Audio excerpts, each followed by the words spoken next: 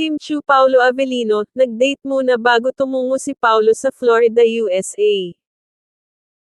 Usap-usapan ngayon ang di umano pagdi-date ni na Paulo Avellino at Kim Chu bago sila tumungo sa kanilang mga dadaluhan na magkaibang events. Ayon sa source, nagkaroon ng quality time ang dalawa para makapag-usap bago lumipad sa kani-kanilang mga destinasyon. Medyo matagal-tagal din na hindi magkikita at hindi magkakasama ang dalawa kaya sinulit nila ang kanilang oras sa pamamagitan ng pagdi-date. Binigyan pa di umano ng maraming bulaklak ni Paulo si Kimi bilang tanda ng kanyang pagkamis dito.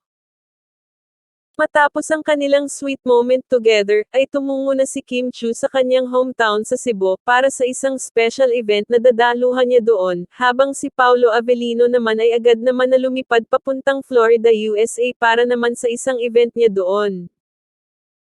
Ikinatuwa at ikinakilig ito ng mga fans dahil sa kabila ng pagiging busy ng bawat isa ay nakahanap pa rin sila ng oras at mga ito para magkasama at bonding ng magkasama.